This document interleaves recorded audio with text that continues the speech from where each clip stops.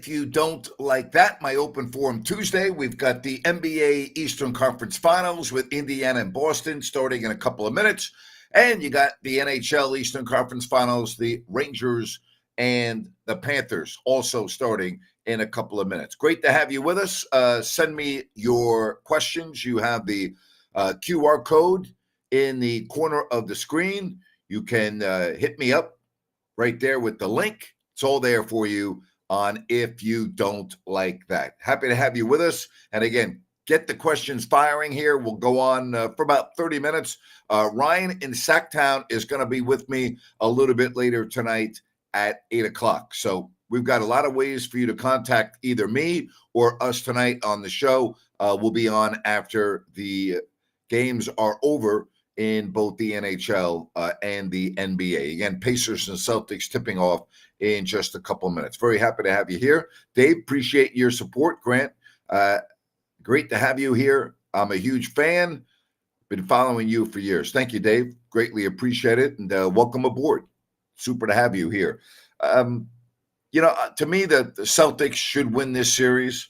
I think that Indiana is supremely well coached. I mean, Rick Carlisle, everywhere he's been, has done a marvelous job. Whether it was Detroit, whether it was Dallas, where he won a championship, you can see what he's done in Indiana. The guy's a hell of a coach. I mean, there's really no debating that. He is a hell of a coach. And the Pacers, they're going to have to be dealt with, all right? They've got some very good players. I think that Boston should win this series, but I don't think Indiana gets enough credit. I really don't. They're a good team. They're a very good team, and they're very, very well coached. Meanwhile, the West begins tomorrow with Dallas at Minnesota. My podcast today is available to you. Just go to my website, ifyoudon'tlikethat.com, and you can check out the podcast that was dropped today as I talk about Jim Otto. Again, Jim Otto dying this week at the age of 86. There's the web address for you or your favorite podcast platform, ifyoudon'tlikethat.com. I said this on my podcast today, and I think that it depends on how old you are when you started watching professional football. But to me, when I thought of the Oakland Raiders, I thought of Al Davis and I thought of 00 Jim Otto. Jim, to me, in his first of all, he didn't miss a game in 15 years. Think about that for a minute. 15 years, did not miss a game. I mean, that's unbelievable, isn't it? And I think you could make an argument that here we are in 2024. He began his career in 1960. I don't know if there's ever been a better center in professional football than Jim Otto. 86. And I got to know Jim. Jim also, in addition to being a phenomenal football player and a Hall of Famer, was a great entrepreneur. Thank you, Cody, for this message. Great job informing me about Jim Otto. Sounds like a hell of a player. He was great. But, he started a lot of fast food restaurants up in Auburn and, Northern California. As a matter of fact, for years, if you were driving on I-80 to Tahoe, you would see his billboard on the side of I-80, Jim Otto's Burger King, right? He did very well in the fast food restaurants with Burger King and I think Taco Bell's, and lived in Auburn and was a great man. I knew Jim, not great, but I knew him and would talk to him every time I saw him. And Dave says, I met Jim Otto at his Burger King restaurant. He seemed like a class guy. Poor guy had problems with the knees. Boy, did he ever. He had over 70 operations. John says, I met him at Burger King in Rockland and talked to him for 20 minutes. What a great guy. He was a great guy. I remember Jim Otto, says Diego, from Raiders and his years in Auburn and owning Burger King. I wonder how many people remember Jim Otto more for, Burger King than the Raiders. And I say that for the younger generation that didn't get a chance to see Jim play like I did. I mean, I watched Jim play in person. I mean, Jim always stood out because of his jersey number. I mean, he was great. Don't get me wrong, but like you saw 00 and you're like, wow, that's Jim Otto. And again, he was great player, great person. Over 70 surgeries, knee replacements, lost a leg. That's right. He had a leg amputated. And I'll tell you, he had a good life up until the end. The last few years were not that pleasant. But overall, he had a great life. He had a great demeanor about him. He had a tremendous spirit, about him. And I consider him one of the great Raiders ever. And I think I said this on my podcast today, when you had Jim Otto, Gene Upshaw, and Art Shell, Hall of Fame, Hall of Fame, Hall of Fame, okay? When you had those three on the field together, to this day, I don't think you can name a better left side of the line, beginning with center, guard, tackle, than Otto, Upshaw, and Shell. I don't think you can give me three names playing together on an offensive line in the history of professional football better than Otto, 00, Upshaw, 63, Art Shell, 78. Name me a better combo. Name me a better three-man tandem than Otto, Upshaw, and Shell on an offensive line. I don't think he can do it. I don't think he can do it. They were great. They were great. So, again, if you missed today's podcast, you can check it out, your favorite podcast platform, or if you don't like that.com. Don't forget, coming up tonight at 8 o'clock, Ryan in Sacktown. All right. Love your show, Grant. Did you see the NASCAR fight over the weekend? I saw it on social media. I don't watch NASCAR, but I did see it on social media. I'm surprised those things happen. I really am. I did watch the F1 race from Italy over the weekend. So I know, shocking that Max Verstappen won, but I did watch that. I did not get a chance to go to the F1 race 2 weeks ago in Miami. It's just priced out. I can't afford to go to that race. I mean, the prices are absurd. It's like going to the Super Bowl. Seriously. I'm not exaggerating. Getting a ticket for the F1 in Miami is like trying to get a Super Bowl ticket. It's like, good luck. Good luck. So, no, I got asked a lot that I go to the F1 race in Miami. I would have loved to have gone to the F1 race, but I was priced out. Can't do it. Plain and simple, can't do it. All right, who wins this series between the Pacers and the Celtics? Let me ask the question this way. Is anybody picking the Pacers to win this series? Okay. There you have it. Sapolo, Cross, and McIntyre. Very good, but not Otto, Upshaw, and Shell. No. Jesse Sapolo, Randy Cross, and McIntyre, very good, but not Otto, Upshaw, and Shell. No. Is anybody picking the Celtics? Oh, here we go. Celtics in 6. Maybe I need media credentials. I'm not part of the media anymore, so I don't think I would get a credential. But you're right. A media credential would be nice. I would like that.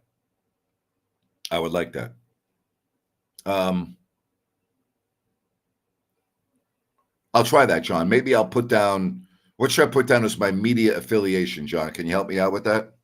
What do you think? Let me see. Trying to dress up a little bit here. What do you think, John? Help me out with that? So, yeah, media credentials of F1, Grant Napier. I don't think so, John. Good try, though. Good try. I'd like to go this week to Monte Carlo. That's the race I would love to go to. I don't know why Dave asked us that. I didn't even know why Shaq was not on Inside the NBA during the Minnesota game. I have no idea. You know, I don't. That may be going away with the NBA rights. Could be that show is going to be no longer if TNT loses the rights. My thoughts on my Giants and the OTAs regarding your Rooks, as well as your thoughts on the Bears picks. OTAs to me don't mean anything. I don't care about OTAs. All I care about is nobody gets hurt. Like what happened in Denver. They lost already a player with an Achilles. OTAs are worthless. So my thoughts on the Giants rookies and OTAs, don't get hurt. Like what are OTAs going to show me? Nothing. Big deal. Show me what you can do in September. Okay? Don't show me OTAs, training camp. I don't care about any of that. Show me what you can do on the football field week 1 when the Giants host the Minnesota Vikings. Plain and simple. Plain and simple. So where we have it.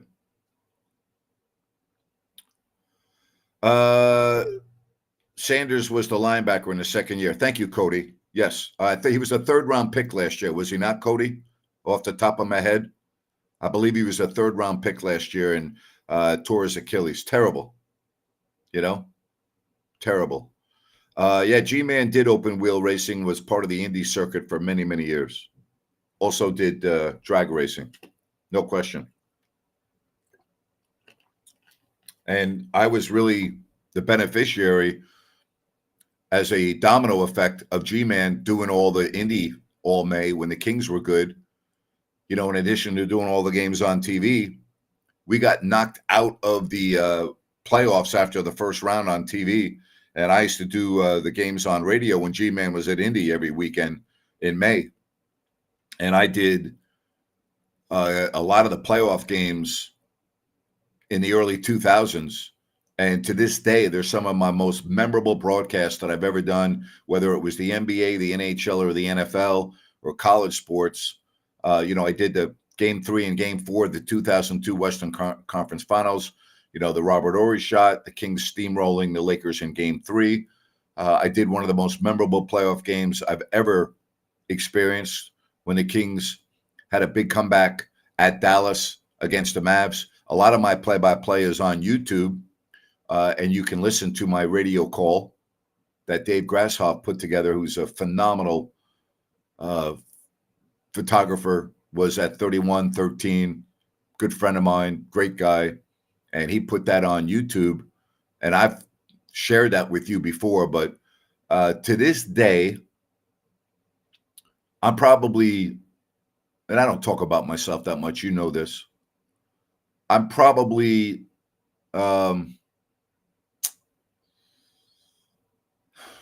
I've done thousands of games. That game that I did in Dallas that day, that Dave put on YouTube of my calls, may have been the best game I've ever called. Maybe if I had to pick out maybe the best game that I've ever called, that might be right at the top of the list. That might be at the top of the list. All right. Glad to have you here. Cody says, 3rd-round pick. Denver lost Joseph Jewell to Carolina. Denver was counting on Sanders to take a step forward and have a larger role. Very unfortunate. Very unfortunate. Very unfortunate. Dave is still on Channel 31. I think it's 13, isn't it? I think it's 13 if I'm not mistaken. But whatever. He's great. He's great at what he does. Phenomenal. Great guy, too. Just a quality human being. Quality human being. Quality. All right, again, keep the questions coming. Again, Pacers and Celtics getting underway. Rangers and the Florida Panthers. Let's go, Rangers. Got that on right in front of me. Got a little Rangers hockey coming your way. All right, so you're asking me, Napes, what are you watching tonight? What do you mean, what am I watching? Really? You got to ask? You know what I'm watching. Come on now. What's wrong with you? Right? Come on. Game 1 coming up tomorrow. Rangers and Panthers, right? Let me give you the schedule here. You got the Oilers and Stars, so they're going to go every other day. So let me give you the schedule. You got the NBA, all right?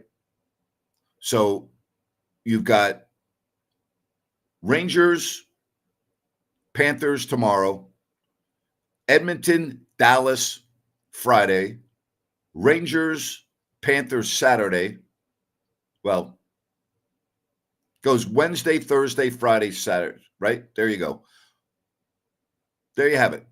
Wednesday, Thursday, Friday, Saturday, Sunday, Monday, every other day. NBA tonight.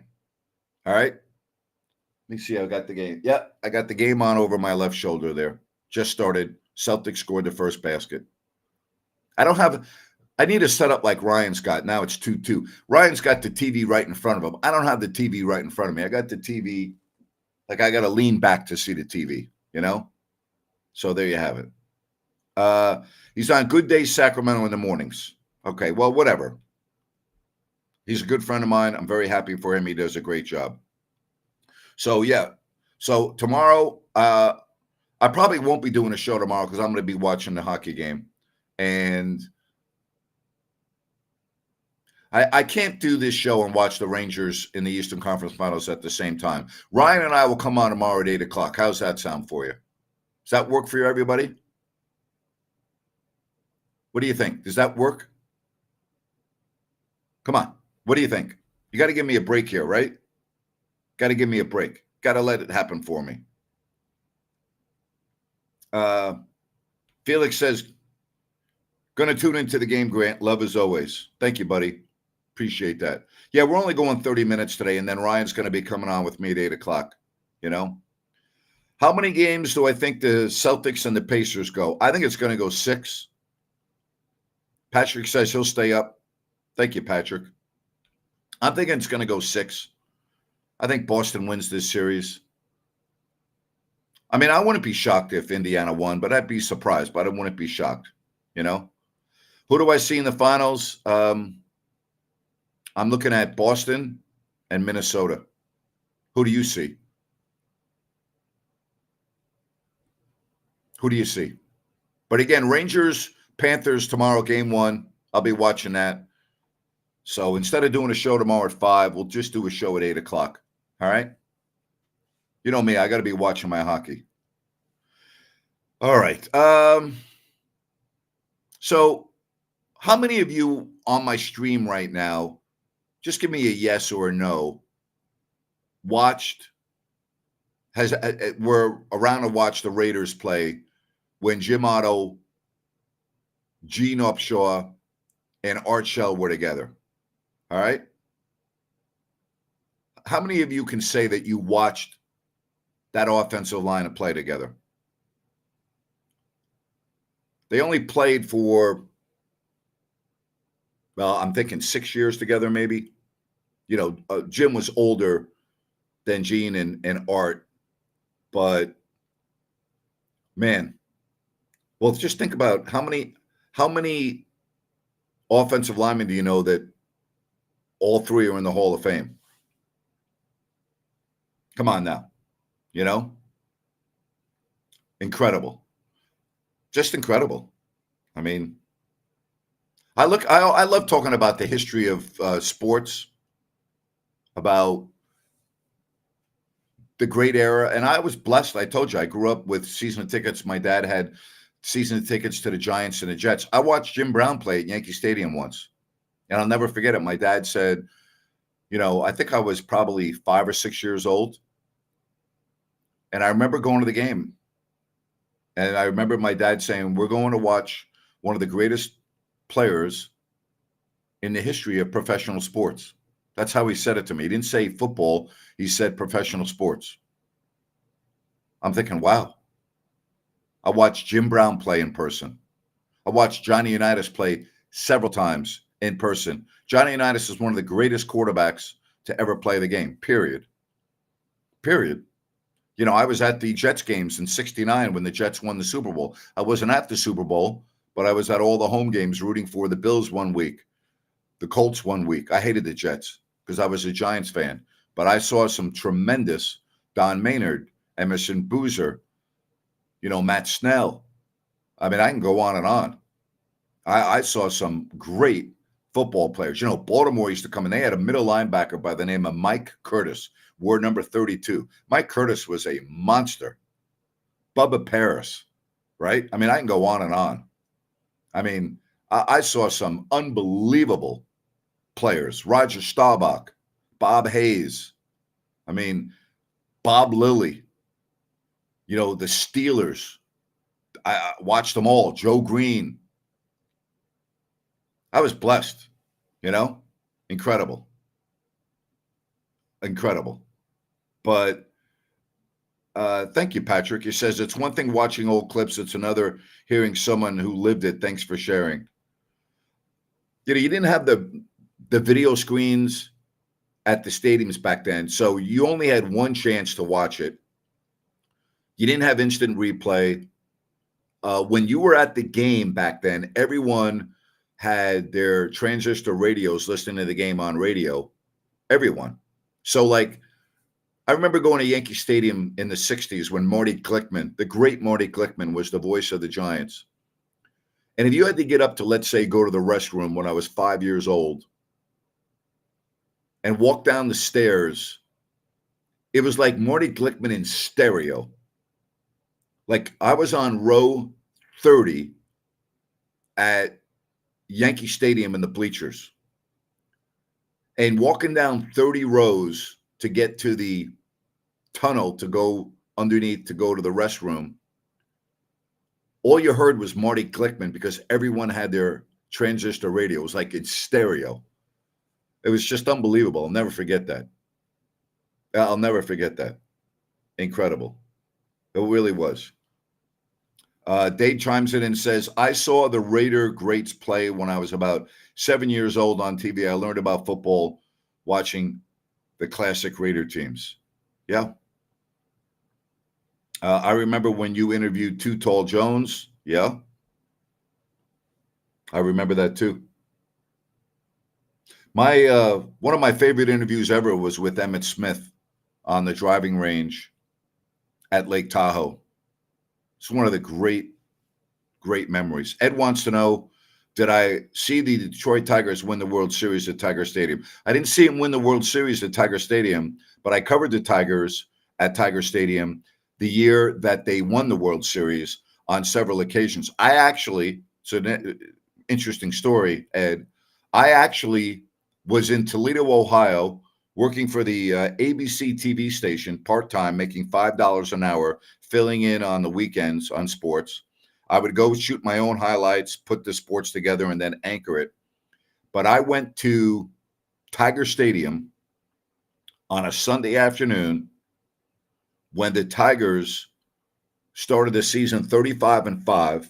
I did have a photographer that day. And I'll never forget it. I had my media meal before the game with Joe Garagiola in the media room at Tiger Stadium. If you don't know who Joe Garagiola is, look it up. He's one of the great baseball announcers to ever live. Baseball player, Joe Garagiola, catcher, great guy.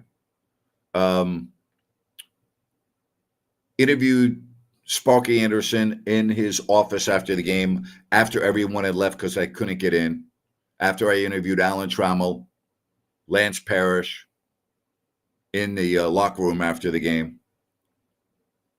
And Sparky Anderson could not have been nicer to me. Sparky was incredible. Asked me questions because he had not seen me before. Tigers went on and won the World Series that year. I ended up, if you can believe this, I went from Toledo, Ohio to Central Illinois, and the Cubs also made the playoffs that year, and I was covering the Cubs. And I was covering the Cubs in the playoffs, and I actually interviewed Steve Garvey on the field before the game in which the Padres were down 2-love and won 3 games in a row to beat the Cubs in 5. And I got an interview with Steve Garvey one-on-one before the game. And I'll never forget it. I'll never forget it. He could not have been nicer to me. And it was just, you got to remember, I'm just starting out in my career. Everything to me was new and fresh. And I loved it.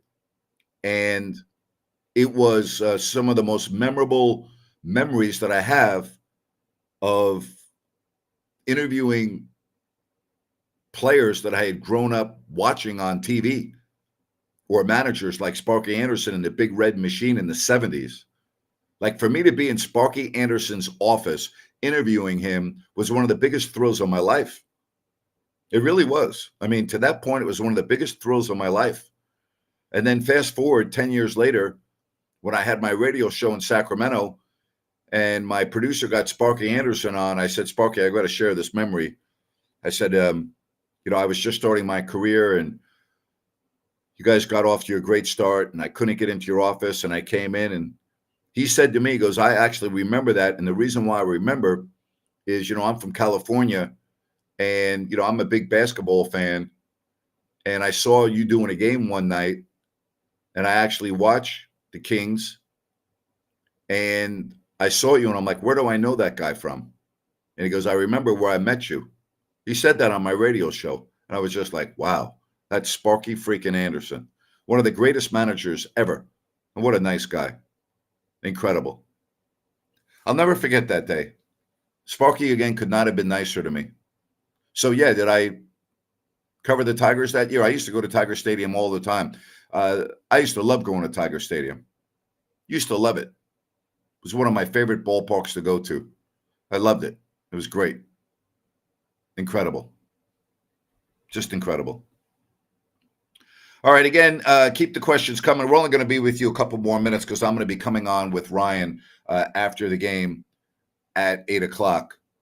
But I'll say this. I love reminiscing because I have some amazing stories, some amazing memories. And did I meet Ernie Harwell? Not only did I meet Ernie Harwell, he also was on my radio show. Yeah, I met Ernie Harwell, and Ernie was, wow. I mean, yeah.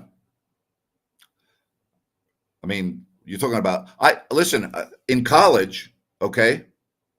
In college, at Bowling Green, at night, I used to listen to Jack Buck on KMOX, do the Cardinals.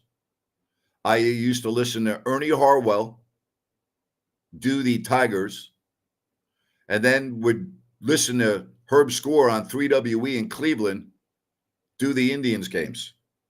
So we used to sit in my room at night, and I would listen to the greatest baseball announcers, period. Jack Buck and Ernie Harwell on the same night, flipping back and forth. Yeah. Yeah, did I ever listen? Ernie was, wow. Great memories. And then I used to listen to so many great announcers. I mean, you could listen to radio stations all over the place in the Midwest at night. It was great. It was absolutely great. Loved it. Loved it. Dan Kelly doing the St. Louis Blues, probably the best hockey announcer I've ever heard. I used to listen to St. Louis Blues at night just to listen to Dan Kelly. I wasn't a Blues fan, but I could hear Dan Kelly do play-by-play. Loved it, But Ernie Harwell, Herb Score, Jack Buck, incredible. Used to love it. It's a great, great period of time, Yeah. John says, I'm sorry for the sidetrack and you, Grant, but this was one great show. Thank you, John. Thank you. Okay. Ed says he sat there like a red barn on the side of the road and watched that won't go by. I'm not sure I read that correctly, or maybe I'm missing that, but I would say this. listening to Ernie Harwell and Jack Buck in my fraternity room at Bowling Green was incredible. And I mean, it was just, I used to listen to those announcers. You have to understand, not only because they were great, but I listened to them about how they did their work. Like I used to pick and choose. Like, wow, okay, I got to remember that. Like I used to listen to Dan Kelly do hockey, and listening to Dan Kelly do hockey helped me do hockey because I was doing Bowling Green hockey, and I used to listen to Dan Kelly, and Dan was the best. You know, Dan was like an icon, legendary. And I used to listen to Dan Kelly, and in my mind, I'd be following a game and I'd be listening to his nuances of where the puck was and how he described the corner and how he described the neutral zone or, you know, different things. And it stuck with me and it helped me. And it, like, he was coaching me without coaching me because I was listening to him so often. So, yeah, it was all really good. All right. Good job. Good show. I really love this. 8 o'clock. Be here tonight. We'll talk about game 1 of the Celtics and the Pacers. I won't be here tomorrow at 5 because I'll be watching New York Rangers hockey, but I'll be here at 8 tomorrow. We'll be on after the Minnesota-Dallas game. So thanks for all the questions. I love reminiscing. It's great stuff.